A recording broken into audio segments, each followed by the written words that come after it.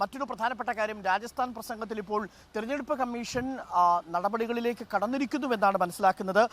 പ്രസംഗത്തിനെതിരായ പരാതി പരിശോധിക്കുന്നതായി തെരഞ്ഞെടുപ്പ് കമ്മീഷൻ പറയുന്നു. തിങ്കളാഴ്ച ഈ വിഷയത്തിൽ പ്രതികരിക്കാൻ തയ്യാറായ വി ഡിക്ലൈൻ ഓവർ കമന്റ് എന്നാണ് ഇലക്ഷൻ കമ്മീഷൻ പറഞ്ഞിരുന്നത്. അതിനെതിരെ വ്യാപകമായ പ്രതിഷേധമാണ് ഇന്ത്യ മുന്നണിയുടെ ഭാഗത്തു നിന്നുണ്ടായിരിക്കുന്നത്. വിഷയത്തിൽ തെരഞ്ഞെടുപ്പ് പ്രചരണത്തിനൊപ്പം പ്രതിഷേധവും തുടരാനാണ് കോൺഗ്രസിന്റെ തീരുമാനം. ശരത് കെ ശശി നമുക്കൊപ്പം ചേരുന്നു. ശരത് കെ ശശി, രാജസ്ഥാനിലെ ബൻസ്വാരയിൽ പ്രധാനമന്ത്രി നടത്തിയ പ്രസംഗത്തിൽ വലിയ രീതിയിലുള്ള പ്രതിഷേധമുണ്ട്. പ്രതിഷേധത്തിനൊപ്പം തന്നെ തെരഞ്ഞെടുപ്പ് കമ്മീഷൻ നടപടികളിലേക്ക് പോകുന്നുവെന്നാണ് മനസ്സിലാക്കുന്നത്. എന്താണ് തെരഞ്ഞെടുപ്പ് കമ്മീഷന്റെ ഭാഗത്തു നിന്നുള്ള ഏറ്റവും ഒടുവിലത്തെ പ്രതികരണം? നേരത്തെ ജില്ലാ കളക്ടറോട്, ജില്ലാ വരണാധികാരിയോട് ഈ പ്രസംഗം പരിശോധിക്കാനും അതിൻ്റെ വീഡിയോ ദൃശ്യങ്ങൾ ശേഖരിക്കാനും ആവശ്യപ്പെട്ടിരുന്നു. നടപടിക്രമങ്ങളിലേക്ക് കടന്നു തെരഞ്ഞെടുപ്പ് കമ്മീഷൻ.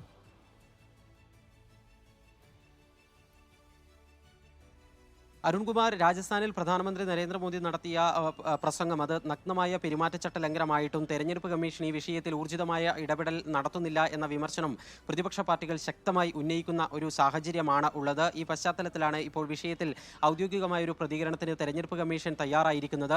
ഈ പ്രധാനമന്ത്രിയുടെ പ്രസംഗത്തിനെതിരെ പരാതി ലഭിച്ചിട്ടുണ്ട് എന്നും ഈ പരാതി പരിശോധിച്ചു വരികയാണ് എന്നുമാണ് തെരഞ്ഞെടുപ്പ് കമ്മീഷൻ വൃത്തങ്ങൾ ഇപ്പോൾ വ്യക്തമാക്കിയിരിക്കുന്നത്. തിങ്കളാഴ്ച ഈ പരാതി ഫയൽ ചെയ്യപ്പെട്ട ദിവസം ഇതിൽ തെരഞ്ഞെടുപ്പ് കമ്മീഷൻ അഭിപ്രായം മാധ്യമങ്ങൾ ആരാഞ്ഞിരുന്നു. എന്നാൽ അതിനോട് പ്രതികരിക്കാൻ ഇല്ല എന്നതായിരുന്നു അന്ന് തെരഞ്ഞെടുപ്പ് കമ്മീഷൻ വ്യക്തമാക്കിയത്. പക്ഷേ അതിനുശേഷവും പ്രതിപക്ഷ പാർട്ടികൾ പ്രധാനപ്പെട്ട ഒരു വിമർശനമായി തെരഞ്ഞെടുപ്പ് കമ്മീഷന്റെ ഈ ഒരു നിലപാടിനെ വിമർശിക്കുന്ന ഒരു സാഹചര്യമുണ്ടായി. അത്തരമൊരു സാഹചര്യത്തിലാണ് തെരഞ്ഞെടുപ്പ് കമ്മീഷന് പരാതി ലഭിച്ചിട്ടുണ്ട് എന്നും അത് പരിശോധിച്ചു വരികയാണ് എന്നും തെരഞ്ഞെടുപ്പ് കമ്മീഷൻ വ്യക്തമാക്കിയിരിക്കുന്നത്. നേരത്തെ 2019 പെരുമാറ്റച്ചട്ട ലംഘനം ആരോപിച്ച് പ്രധാനമന്ത്രിക്കെതിരെ തെരഞ്ഞെടുപ്പ് കമ്മീഷന് പരാതി എത്തിയിരുന്നു. ആ പരാതി സംബന്ധിച്ച് തെരഞ്ഞെടുപ്പ് കമ്മീഷനകത്ത് ഭിന്നാഭിപ്രായം ഉണ്ടാവുകയും തെരഞ്ഞെടുപ്പ് കമ്മീഷൻ അംഗമായ അശോക് ലാവാസ പ്രധാനമന്ത്രിക്ക് നോട്ടീസ് അയക്കണമെന്ന് ആവശ്യപ്പെടുകയും ചെയ്തിരുന്നു. പക്ഷേ ഭൂരിപക്ഷ അഭിപ്രായം മാനിച്ച് തെരഞ്ഞെടുപ്പ് കമ്മീഷൻ പ്രധാനമന്ത്രിക്കെതിരെ നടപടി സ്വീകരിച്ചില്ല. ഏതായാലും ഈ പുതിയ പ്രസംഗവുമായി ബന്ധപ്പെട്ട തെരഞ്ഞെടുപ്പ് കമ്മീഷൻ എന്ത് നടപടി സ്വീകരിക്കുന്നു എന്നത് ഏറെ നിർണായകമാണ്. നിലവിൽ പ്രതിപക്ഷം ശക്തമായി തന്നെ തെരഞ്ഞെടുപ്പ് കമ്മീഷന് നിഷ്പക്ഷമായ നിലപാടില്ല എന്ന വിമർശനം ഉന്നയിക്കുന്നുണ്ട്.